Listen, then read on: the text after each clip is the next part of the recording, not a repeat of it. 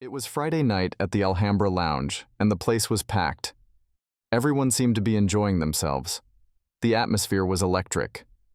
Although I was sitting at the bar with a vodka tonic in my hand, I wasn't there for the drinks and dancing. My purpose for being there was reckless, and I fully expected it to land me in trouble. The kind of trouble that could potentially end with me in a jail cell. As I slowly sipped my drink, I watched a couple sitting across the room. I had been watching them for nearly an hour. They, or more specifically he, were the reason I was there. I knew he would show up because he was a creature of habit. He was there every Friday night, probably to support his wife's brother, whose band performed at the Alhambra every weekend. Finally, what I had been waiting for happened. A slow waltz began to play, and the couple stood up and made their way to the dance floor. I gave them a minute to get into the rhythm of the music. Then I stood up and headed toward the floor. I approached him from behind, tapped him on the shoulder, and said, "May I cut in?" He turned around to see who would be bold enough to interrupt him and his wife. As soon as he faced me, I punched him square in the mouth. Sure, it was a sucker punch, but I didn't care. I put all my 200 pounds and a month's worth of pent-up anger and frustration behind the punch, and he went straight to the floor. He landed with his legs apart, and I took advantage of that, delivering a hard kick to his crotch. His wife stood there in stunned disbelief, but her hand instinctively reached out for what I had pulled from my pocket and offered her. She looked at the photo of her husband enjoying himself in bed with my wife. Her expression shifted from shock to fury, and she then turned on her fallen husband, delivering several swift kicks to his groin with the sharp toe of her 4-inch stilettos. I walked back to my seat at the bar and waited to see if the police would show up to have a word with me. Surprisingly, no one called the cops, but there were people who wanted to talk to me. Actually, a couple of them did. First up was the brother. The band took a break right after they finished the song that his sister and brother-in-law were dancing to. He came over to me, and I could tell he wasn't looking for a fight, so I stayed seated, took a sip of my drink, and waited. When he reached me, he asked, "Why did you hit Jim?" I took out the photo and handed it to him. "The woman in the picture is my wife," I said. He looked at the photo and then handed it back to me. "I've been telling Norma all along that he was a jerk. Maybe now she'll finally believe me." "I guess I was wrong," I replied. "About what?" he asked. "I thought he was here every Friday to support your band, but it doesn't seem like you two have that kind of relationship." "You've got that right. I can't stand the guy, and he knows it. The reason he's here every Friday is that my deal with the management includes free drinks for all my relatives on Fridays. So why are you still sitting here? I figured you'd want to get out of here after smacking him," he said. "I thought the cops would be called, and I'd rather they find me here than at home," I replied. "Not likely anyone called them. He isn't all that well liked, and a lot of the people here tonight probably enjoyed the show. Anyway, I've got to get back to the band." "Don't be a stranger," he said, as he left to join his bandmates. I watched as a couple of guys helped the jerk off the floor and back to his booth. As they were doing that, his wife came over to me. "Do you have any more of these?" she asked, holding up the photo I'd given her. "A couple of dozen," I said, "and 2 hours of video." "Can I get copies?" "Absolutely." "You realize you've caused me a problem tonight, right?" "I would think that letting you know would solve a problem for you." "Not that. He can't drive me home in the state he's in, and even if he could, I wouldn't let him in the house." "No problem. I'll drive you home. I'm ready to leave now." Once we were in my car, I said, "Your brother told me your name was Norma, so since I know yours, I guess you should know mine. I'm Bob Lloyd. Given everything that's happened, I can't say I'm thrilled to meet you, but in a way, I'm grateful," she said. "Oh? That's an unusual way to put it." "I'm grateful because you've given me a gift tonight." "A gift? I'm not sure I follow." "You've given me my freedom. I've known for years that Jim's been cheating on me, but I couldn't afford a private detective to get the evidence I needed. What you handed me tonight is exactly what I needed to get rid of him." "Sounds a lot like my story. I've suspected for a while that Vicky was cheating on me too, but I couldn't afford to hire someone until a month ago. Then my grandfather passed away and left me some money. I didn't tell Vicky how much I got, so I used some of it to finally get proof. When we arrived at her house, she turned to me and said, "I'd invite you in, but I don't want you to get the wrong idea." "What do you mean?" "You might think I'm trying to get back at Jim by sleeping with another man, and I chose you. That's not why I'd invite you in. I just want to talk and learn everything you know about Jim and what he's been up to. You don't have to worry about that with me. If I did something like that, I'd be no better than Vicky, and I won't stoop to that level." I followed her into her house and into the living room. She pointed to the couch and asked if I wanted a drink or if she should put on a pot of coffee. "Coffee would be great for me. I don't plan to stay too long. If I'm still here when your husband gets back, I might just lose my cool again." "He's not coming back. Before I walked away, I warned him not to come home. I told him if he did, I'd shoot him." "Are you serious?" "Probably not, but he knows I'm furious, and he's well aware of my temper when I'm angry. Plus, he knows I have a handgun." "You have a gun?" "You seem surprised." "It's just that, aside from police officers, I've never known a woman who owns a gun. I got it for protection when I'm taking the day's earnings to the bank's night deposit. It's a Llama 380.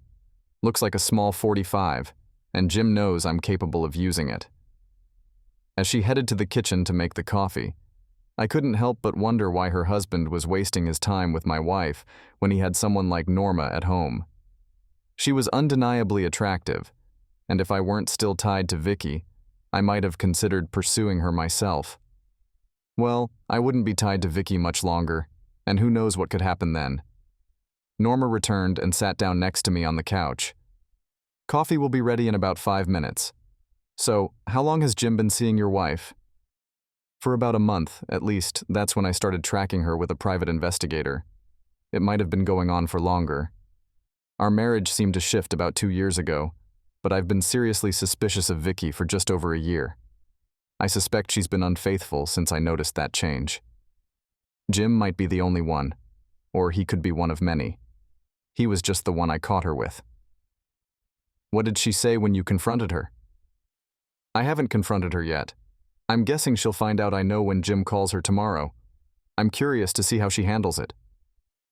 "You've known for a month and haven't done anything about it?"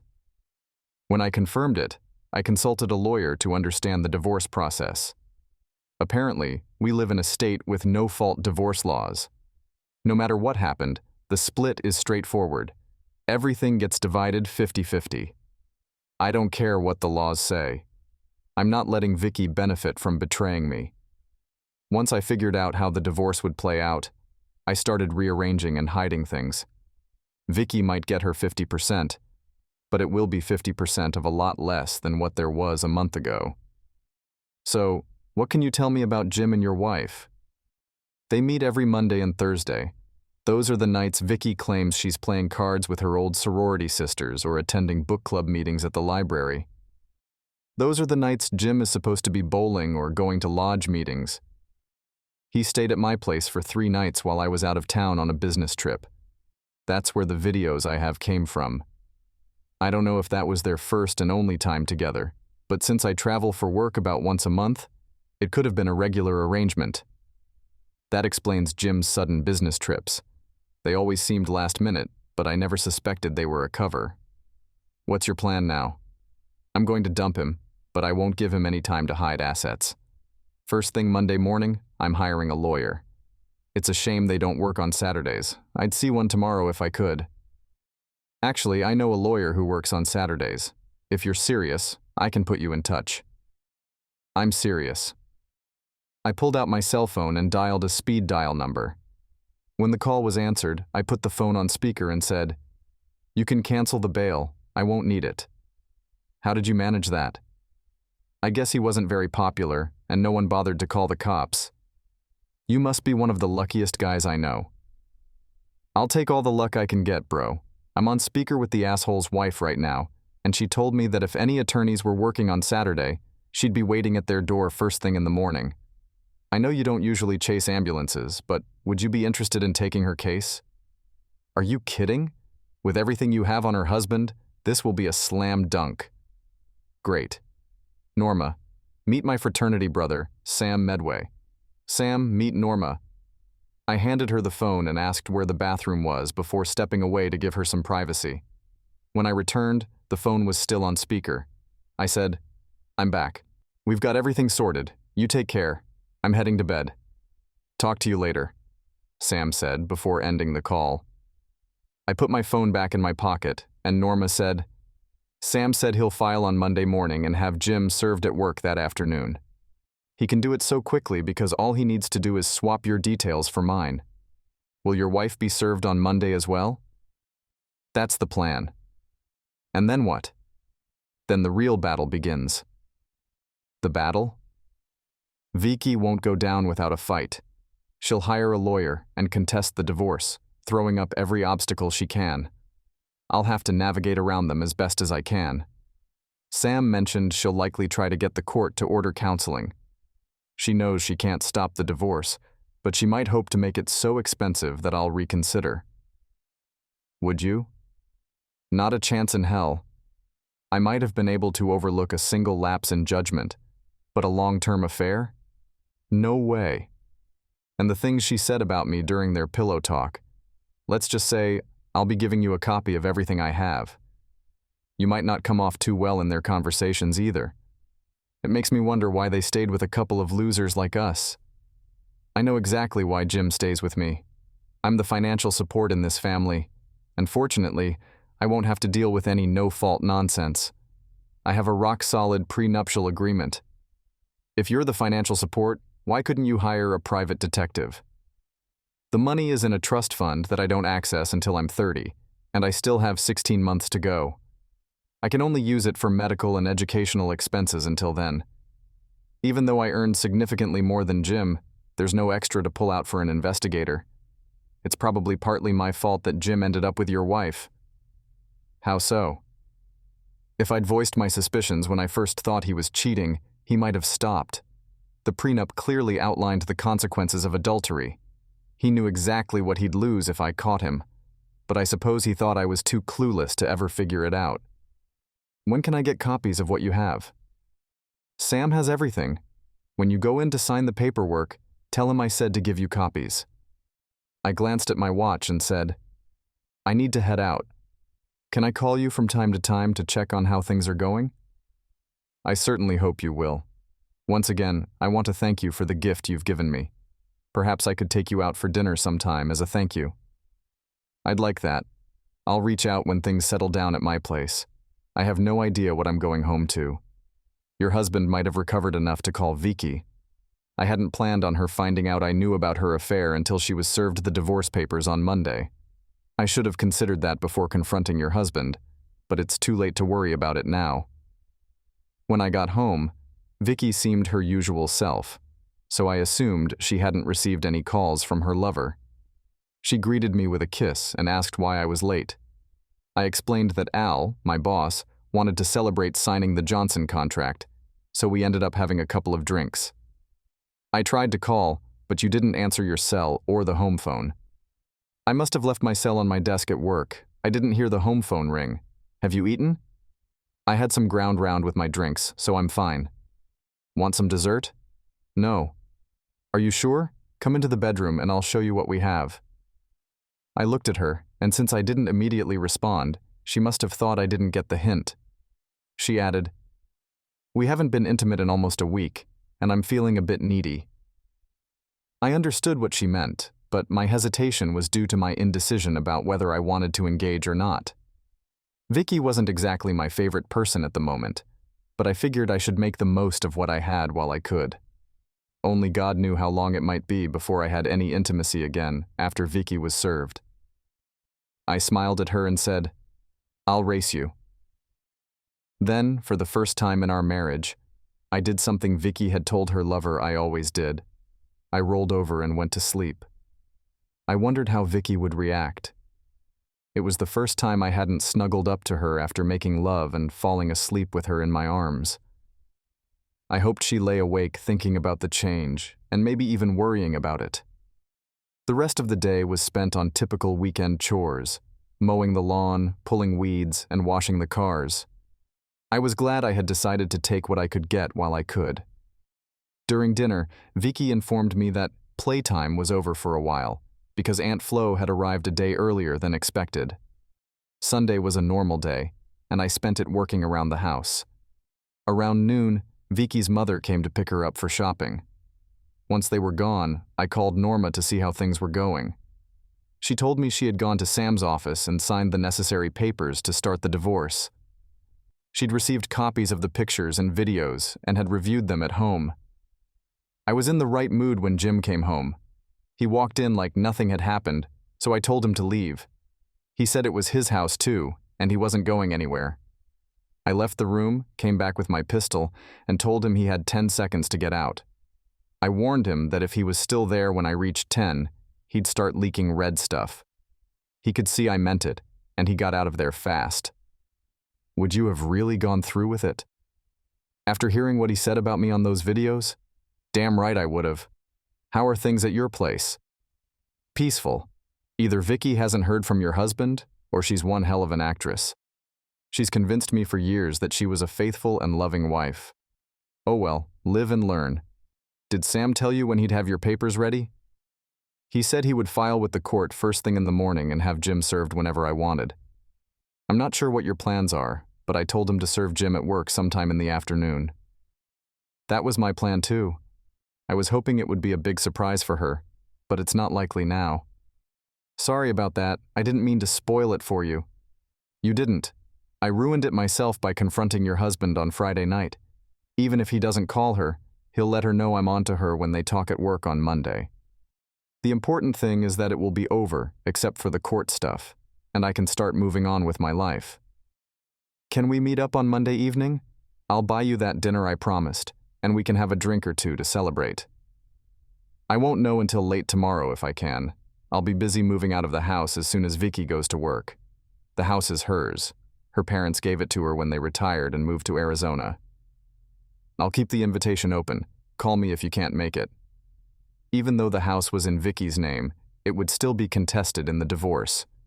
When her parents gave her the house, it still had a mortgage, which Vicky assumed.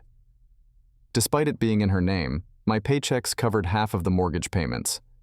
I planned to recover some of that money, and Sam had assured me I had a good chance of succeeding. When Vicky came home from shopping, she cooked dinner, and we spent the evening on the couch watching TV until bedtime. Once in bed, Vicky snuggled up to me for what would be the last time. In the morning, I kissed Vicky goodbye, and she mentioned she'd probably beat me home from work and have dinner ready. She assumed I'd be going to work, but she was mistaken. I'd taken the day off and planned to be out of the house before she got back. I grabbed breakfast at a local diner to give her time to leave for work, then headed home. Once I confirmed she was gone, I called my brother and started packing. My brother Tom arrived about 30 minutes after I called, and by 1 o'clock, we had everything packed up and stored in his garage. It would stay there until I found a new place. Tom and his wife Pat offered me one of their spare bedrooms in the meantime. I also spoke with Sam, who confirmed that Vicky and Norma's husband would be served at 2:30. On a whim, I called Norma to see if she wanted company while we awaited the expected phone calls from our spouses. She welcomed me over, so I arrived at her place a little after 2. We sat at her kitchen table, sipping iced tea, and discussed what might happen once the cheaters were served. I guessed that Vicky would call me, insisting I was overreacting and suggesting we sit down and talk things through. "Are you going to?" Norma asked. "No," I replied. "All Vicky will do is lie and give me the usual excuses cheaters use when they're caught. It's not what you think. I only love you," and all that other nonsense from the cheater's handbook. She's been lying to me since she started with your husband, and probably even before. I don't see any point in wasting my time talking to her. That pretty much sums up what I expect from Jim. Can we switch topics and talk about something other than those two idiots? Sure we can. How about the Broncos? I threw that out as a joke, but was surprised when she responded. It all depends on how Manning performs. He's been a bit inconsistent these last 2 seasons, and so far this year he seems prone to interceptions. If he can get his act together, the Broncos could go all the way. I was impressed. She had perfectly echoed my own thoughts. Author's note: at the time of writing, the Broncos were 6-0. We started discussing football, particularly Denver's defense, when my cell phone rang. Noticing it was Vicky and checking the time, I saw it was 2:35. "Showtime," I said, putting the phone on speaker as I answered. "Good afternoon, this is Bob. What's with this divorce nonsense?" "It's what you do when you find out your so-called loving wife is cheating with someone else." "Who do you think you are, calling me a cheating easy girl?" "Isn't that what you were being when you were in bed with Jim? And just so you know, his wife feels the same way. I mentioned this in case you weren't around when he was served." "Spending time in bed with Jim?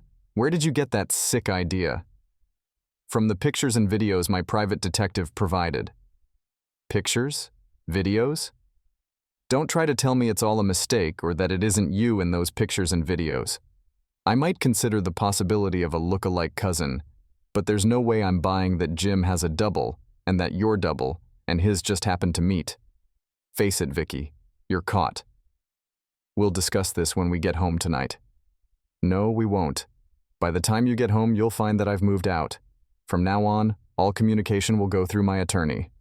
Goodbye, Vicky." Just as I ended the call, Norma's phone rang. She glanced at the screen and said, "It's Jim. He never calls me during the day." Laughing, she added, "I wonder what the emergency is." She answered the call and put it on speaker. "Hello? It's me. What's with this divorce nonsense?" Norma turned to me and said, "They must be reading from the same script." "What?" Jim's voice came through the phone. "I was just telling Bob that it seems like you and your easy girl girlfriend are reading from the same script. What you just said is almost word for word what she said when she called him." "Who is this Bob guy?" "I'm the soon-to-be ex-husband of your easy girl," I said. "Why are you with my wife?" Norma replied, "We're going through the videos that his private detective took of you and his wife. We're critiquing your performance and have concluded that neither of you would make it in the porn industry." "Oh yeah? She's a lot better in bed than you are." "You're full of it," I shot back. "Norma is far superior to that easy girl I was married to. And he's definitely a lot better than you ever were, even at your best," Norma added with a grin. We high-fived each other, and she continued, "I'll tell you the same thing Bob told his easy girl just a few minutes ago. From now on, all communication between us will be handled through my attorney. His card should be in the paperwork you were served. I'll let you into the house at 6 tonight to collect your things, and just so you know, I'll be holding my pistol with one in the chamber and the hammer cocked while you're there." There was a brief silence before he said, "You sucker punched me, and I'm going to make you pay for it. You won't have to search for me. I'll be sitting on the front porch steps when you come by to get your stuff tonight. Make sure you bring your best game. I'm loaded with anger, and kicking your ass will help me vent some of it." He didn't respond, and after about 30 seconds, Norma decided he'd ended the call and closed her phone. "Are you really going to be waiting on the steps for him?" she asked. I said I'd be there. I don't want him thinking I'm a liar or that I'm afraid of him. I'll have dinner ready in case you work up an appetite. I've got a few apartments to check out this afternoon, but I'll be back by 5 in case he decides to show up early. I have plenty of room here if you want to move in with me. I appreciate the offer, but it wouldn't look right. I'm only offering a room, not anything more. Even so, it wouldn't be appropriate, and I don't want to give her any chance to use something against me. I've got her cornered, and I need to keep it that way. Understood. The offer stands if you change your mind. I didn't find much that I liked in the apartments I toured, and by 10 to 5, I was back at Norma's place. She had set up a front porch swing with a tray of iced tea and cookies. We settled into the swing and talked about our situations. "So, what's your plan for your soon-to-be ex?" Norma asked. "Just what I've already done. Move out and start the divorce." "No plans for revenge?" "Not really. I'm more focused on getting through this and moving on with my life." "No, I don't see the point in revenge. It would just escalate things. I'd do something to her, she'd retaliate, and then I'd have to step things up and so on. It would be a pointless cycle, and honestly, I don't care enough about Vicky to invest any more energy into her. At 20 to 6, a car pulled into the driveway, parked, and her husband got out. He glanced at us on the swing, then went around to the back of the car, retrieved a baseball bat, and started toward the porch. As he approached, he grinned and said, "I did what you told me. I brought my best game," while pointing the bat at me. I was scanning for something to use for defense when a loud bang echoed through the air. Her husband dropped to the ground. I turned to see Norma holding a small Colt .45, still aimed at her husband. "You fucking bitch!" he yelled. "You shot me!" "Indeed I did, asshole," Norma replied calmly. "But only in the leg. You should be grateful I'm a decent shot." She set the gun beside her on the swing, pulled out her cell phone, and dialed 911. "My husband attacked me with a baseball bat, and I had to shoot him. He needs an ambulance. He's on the ground, writhing in pain and yelling at me. He can't hurt me anymore." "Yes, I understand. I'll provide the details once the police arrive." "Only if he gets up and comes at me again. If he does, I won't bother with just wounding him. I'll empty the clip into his center mass." She ended the call and said, "You should probably leave before the police arrive. I don't want to drag you into this mess." "No, I'm staying. I'll back you up. Go inside and get all the materials Sam gave you. Bring them out here. We'll tell the cops that I was dropping off the documents when I saw him coming at you with the bat. I heard him yelling, 'Divorce me, bitch?' He'll deny everything and say we're lying. So what? It'll be us against him.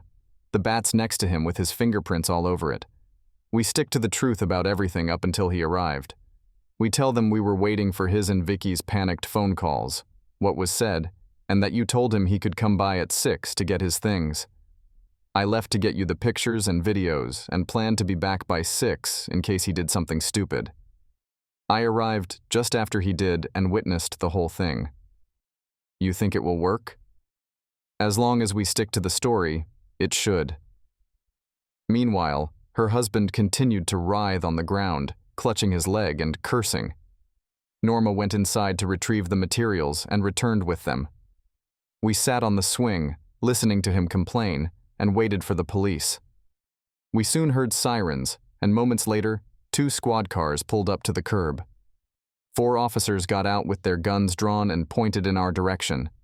They spread out and approached the porch, while Norma and I raised our hands to show we were unarmed. 2 of the officers went to the man on the ground, who was crying out, "She shot me! The bitch shot me!" By the time the police had secured the scene, an ambulance had arrived and taken the wounded man away. I instructed the officers to handle the baseball bat carefully, as it was crucial evidence. Norma and I were then separated and taken to the police station, where we were placed in separate rooms. A detective came in to hear my account of the events. After 3 hours, I was released and driven back to Norma's, where I picked up my car and headed to Tom's place. Norma was kept at the station until around noon the next day. When she called to let me know she was back home, I learned that the police must have believed our story. She was only charged with discharging a firearm within city limits and was released on her own recognizance. We compared notes on our experiences at the station and agreed that we should be okay. "I'd invite you over for dinner, but given the situation, I think it's best if we stay apart for a while," Norma said. I agreed, but promised to keep in touch. Later, at 4, Norma called to let me know that the incident had made the local paper and asked if I'd seen the article. I hadn't, so I went to the 7-Eleven and bought a copy. My name wasn't mentioned, but Norma and her husband were. The article stated that her husband was in the hospital, though not in critical condition, and that Norma had been charged but released on her own recognizance.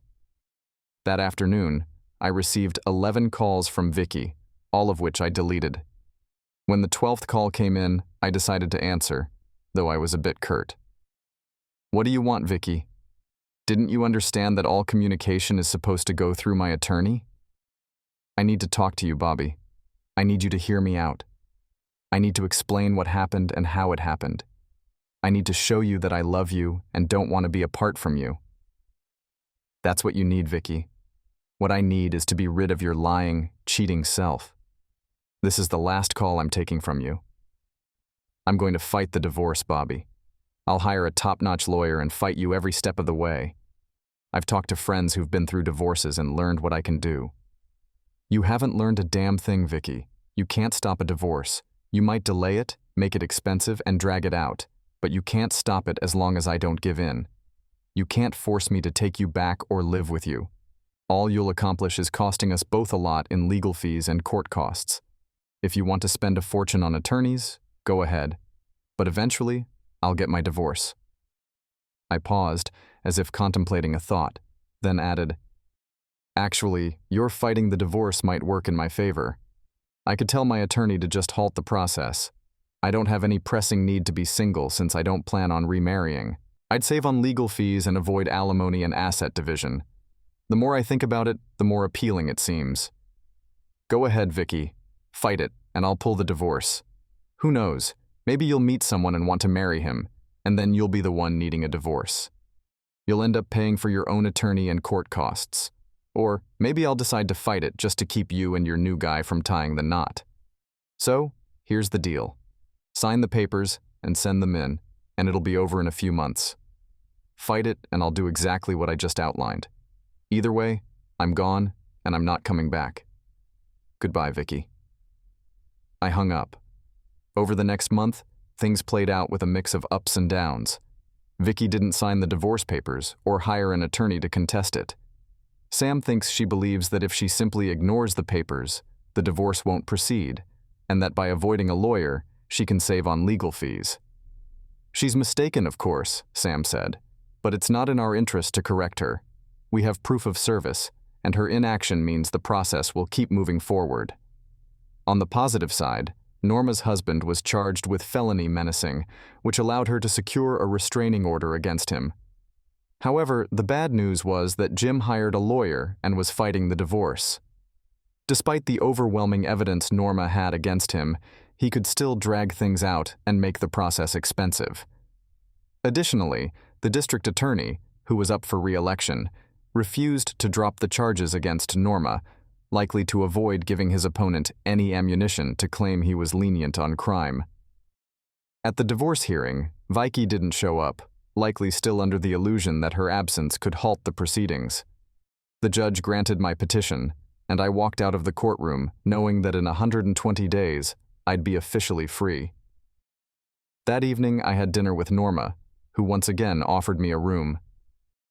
You don't have to worry about appearances anymore, now that the divorce has been granted.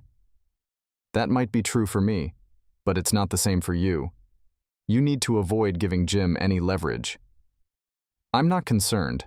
Sam assures me that with the evidence of adultery and the baseball bat incident, the divorce is a sure thing. Maybe the divorce is a slam dunk, but part of it involves dividing assets, and my staying here might complicate that issue for you. That doesn't matter. At most, he'll get half of the house and a portion of our checking and savings. I've only got a year until I come into my trust fund, so I'm not worried about that. But I am. I probably shouldn't bring this up now, but over the last couple of months, I've developed feelings for you. I don't want to do anything that might make your situation harder. Why do you say you probably shouldn't mention it? Because I want to spend time with you, and I can't. Why not? Did you ever consider that maybe your feelings might be reciprocated? That's not the point. I have to stay away from you for your own good. I just told you that I'm not concerned about what the asshole does with the divorce. I have an ironclad prenup that specifies what he's entitled to. That's only part of it, Norma. We can't give the DA or your husband anything they can use against us in their court cases. I might need to testify in both trials, and I need to minimize what they can use against me. I can probably manage seeing you once a week for dinner, framing it as us keeping each other updated on our divorces since it's our spouses who caused the issues. But even that may not be entirely wise. We need to maintain some distance until the court cases are resolved. Norma looked at me silently for a few moments before saying, "Why does life have to be so difficult?" I understood exactly how she felt. Over the next 2 months, I continued to take Norma out to dinner once a week. It was painful to restrain myself from taking things further, but I knew it was necessary. During this time, I received 3 or 4 calls a week from Vicky, begging me to talk and pleading for me to come home. Each time, I hung up without saying a word. Norma's trial was surprisingly uneventful. The DA presented his case, with Norma's husband as the star witness. He initially claimed the bat was meant for me, which caused the DA's face to fall. It was clear that Jim hadn't been properly coached. Norma recounted the story we'd agreed upon, and I gave my testimony. I knew it was perjury, but I didn't care. The jerk had broken up my marriage, and I felt I owed him a bit of retribution. The jury deliberated for less than 15 minutes before returning a verdict of not guilty. Jim's trial was scheduled 3 weeks later. The jury took just 20 minutes to reach a guilty verdict. He was sentenced to a year and a day. In a final display of his stupidity, he shouted at me in the courtroom, "I'll get you for this, motherfucker." I simply smiled at him, knowing his outburst was on record and would likely work against him if he ever tried to retaliate. With the trials behind us, I took Norma up on her offer to move in with her. On my first night there, she came into my room naked and slipped into bed beside me. "I've wanted this for months," she said. We had once joked about how Norma was far better in bed than Vicky, and it turned out to be the absolute truth. Norma was incredibly enthusiastic, and I found myself thinking I had a nymphomaniac on my hands. It settled into a routine of once a night, 4 or 5 times a week, and 2 or 3 times on weekends. I wish I could say that Norma and I lived happily ever after, but that's not the case. Our relationship was intense and passionate, like we were determined to love each other to death. However, we eventually realized that our connection was based primarily on our shared physical chemistry and our mutual interest in football. We genuinely liked each other, but love was missing. That said, our mutual attraction and shared interests kept things lively until Norma came home one day and told me she had met someone she wanted to explore a relationship with.